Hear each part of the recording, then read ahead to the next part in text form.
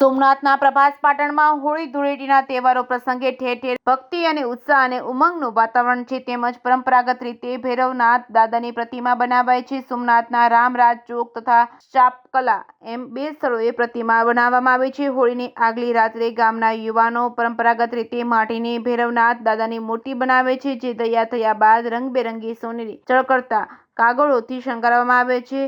વહેલી સવારથી જ આ પ્રતિમાના દર્શન પૂજન માનતા કરવા લોકો ઉમટી પડે છે. દિવ્ય સ્વરૂપના દર્શન કરી ધન્યતા અનુભવે છે. સાંજના સમય બાદ આ મૂર્તિ સાનિધ્યમાં હોળી પ્રગટાવવામાં આવે છે. હોળી પ્રગટાવ્યા બાદ હોળીમાં ધાણી હોમી તેમજ કળશમાં પાણી ભરી તેની આડે શ્રીફળ રાખી હોળીને જળ રેડતા પ્રદક્ષિણા કરે છે. હોળી પ્રગટતા જ હોળીની ઉપર ગોઠવેલ ધજા કઈ દિશામાં જાય છે તેના ઉપરથી આગામી વર્ષ કેવું જશે તેની ધારણા બંધાય છે. ગામના નવા જન્મેલા સંતાનો અને નવા પરણેલ યુગલો ઘેર સ્વરૂપે ઢોલ શરણાઈ અને બહેનોના ગીતો તથા સૌ પરિવારો હોળી ચકલામાં જઈ ભૈરવનાથ દાદાની પૂજા કરી ખજૂર ધરી હોળીની પ્રદક્ષિણા કરે છે. જે ગુજરાતી સાથે મહેશ વાજા, સોમનાથ. આજે રામડા ચોકની અંદરથી ભૈરવ દાદા સમક્ષ રોહિતભાઈ એમ ત્રિવેદી પ્રભાત પાટણ રામડા ચોકમાંથી આપને સંબોધન કરું છું.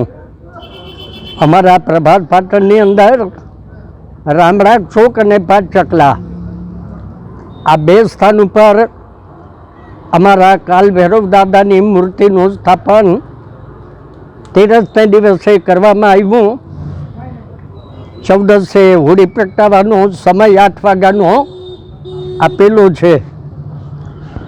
પાટણ સોમનાથ પાટણ સમસ્ત હિન્દુ લોકો અને પ્રજા એનું કલ્યાણ સમૃદ્ધિ વધે, રોગ દોષ ભય અને શત્રુનો નાશ થાય એ માટે અમારા પાટણ પ્રભાત પાટણની જનતા સોમનાથ દાદાના સાનિધ્યમાં ભૈરવ દાદાની પૂજન અને હોળી પ્રગટાવવાનો આ એક અવસર અનાદિકાળથી મનાવવામાં આવે છે.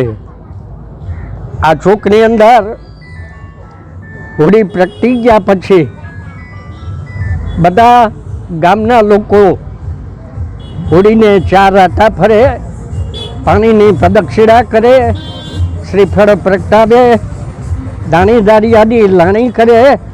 એ પછી જે કોઈને માનતા રાખેલી હોય આ ગામની અંદર પુત્ર પ્રાપ્તિ માટે લાંબા સમયથી રોગ દોષ ભય શત્રુ ઇત્યાદિ આ બધા કોઈ પણ ઉપદ્રવનું શમન કરવાને માટે આ ભૈરવ દાદાનું પૂજન કરવામાં આવે છે અને એની માનતા આ ચોકની અંદર પૂર્ણ કરે છે.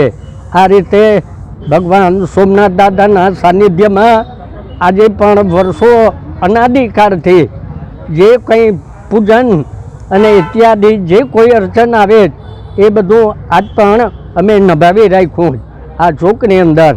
માટે આ દાદા સૌનું કલ્યાણ કરે એવા આશીર્વાદ.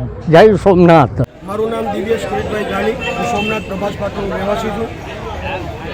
સોમનાથમાં કંઈક અનોખી રીતે હોળી ઉજવાય છે, કઈ રીતે ઉજવાય છે? પ્રભાસ પાટણમાં આદિકાળથી રિંકાળ ભૈરવ ભગવાન શિવનું સ્વરૂપ છે, એની અહીં પ્રતિમા કરવામાં આવે છે અને હોલિકાની સામે એને ભગવાનની સ્થાપના કરવામાં આવે છે અને હોલિકા દહન કરવામાં આવે છે કે જે કંઈ ખરાબ ઉપદ્રવો ખરાબ વસ્તુઓ છે એનો વિનાશ થાય અને જગતની ઉપર સારી પ્રગતિ થાય, જે કંઈ ખરાબ વસ્તુઓ છે એનો વિનાશ થાય અને બધાને પરિવારની અંદર સુખ શાંતિ અને સુખાકારી મળે એના માટે કરી અને આ હોલિકા અનાદિકાળથી જોવામાં આવે છે. જે કંઈક મંત્રોની વિષય છે, મંત્રો બોલવામાં આવે છે, એનો અપભ્રંશ થયો છે. વેદના મંત્ર સાથે જે કંઈ પુરાણોક્ત મંત્ર સાથે જે કંઈ ફાગ બોલવામાં આવે છે, જેને ફાગ કહેવામાં આવે છે, હોળીના ફાગ, એ માર ભોસડ કે આવતું વર્ષ સારું જાય એના પાટે કરી અને આ ફાગો બોલવા બ્રાહ્મણો દ્વારા ફાગો બોલવામાં આવે છે અને આખું ગામ એમાં સાથે સમસ્ત રહે છે અને આવતું વર્ષ સારું જાય, આખા જગતની અંદર સુખાકારી રહે એના માટે કરી આ ફાગો બોલવામાં આવે છે. મારું નામ છે રાજુભાઈ અર્જનભાઈ ગઢિયા, હું સોમનાથ પ્રભાસ પાટણનો રહેવાસી છું.